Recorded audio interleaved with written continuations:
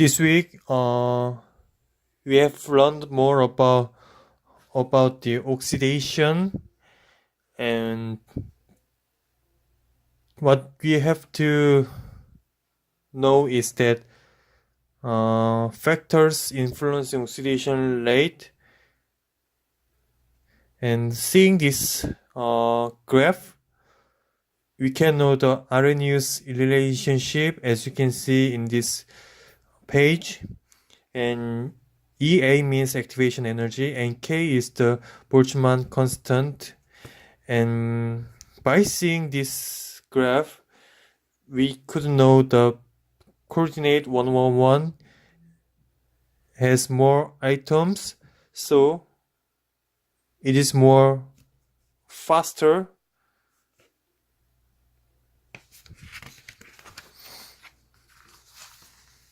Yes. And it is oxidant species, and as we can guess from the previous lecture, wet oxidation is more faster. And temperature, it determines whether it could go over the reactive energy. And ambient, the most important in this part is ambient pressure. As the gas is higher, the more the oxidation could go where. And this is the compare of the dry oxidation and wet oxidation.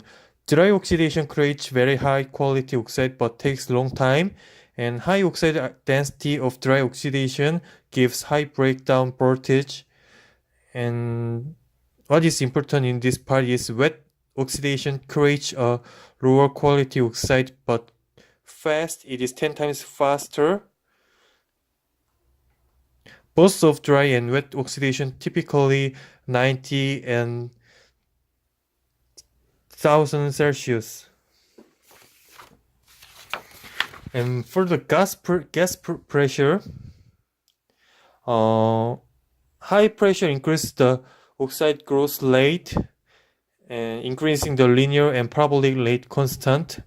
And what is important in this part is the trade-off of the pressure and the temperature. If we want to, if we give pressure about 1 atm, then its trade-off is 30 Celsius. So we can compensate the both factor. But it also has the reason the gas pressure come up is because if we use the heat such as annealing, the diffusion could happen, so it can cause short channel effect, as you can see in this diagram.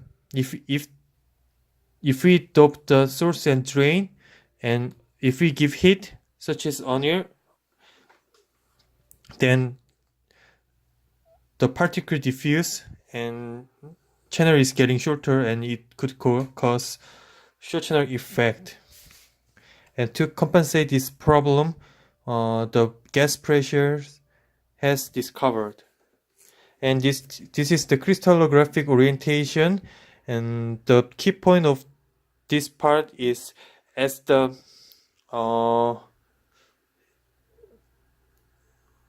more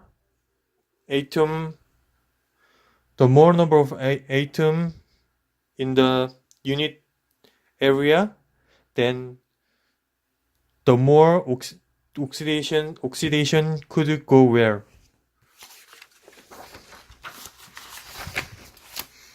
And this is TEM, and it is an abbreviation of transmission electron micrography, and it is image of silicon and silicon dioxide interface.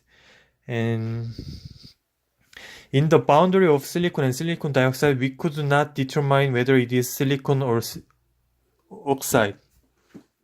And in this area, we could represent like silicon oxide X, because we don't know how many oxide there exist.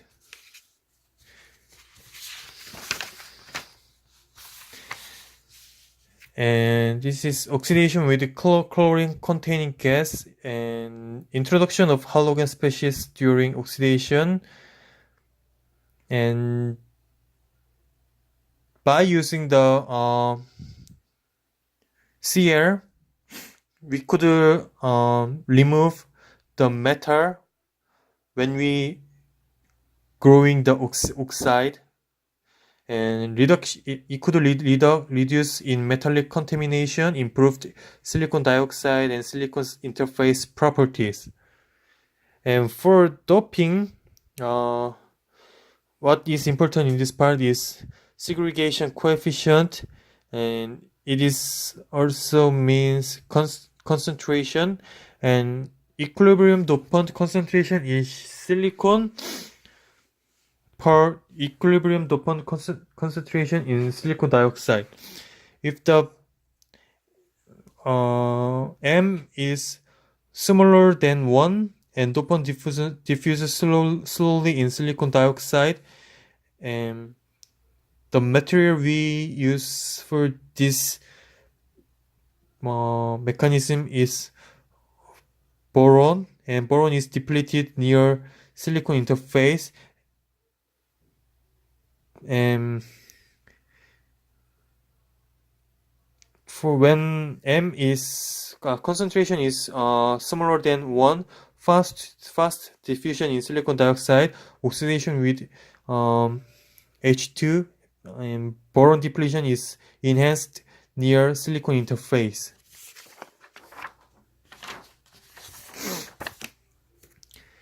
And this is doping, and doping about when it comes to the concentration is bigger than 1, then dopant diffuse slowly in silicon dioxide, and the material we use in this mechanism is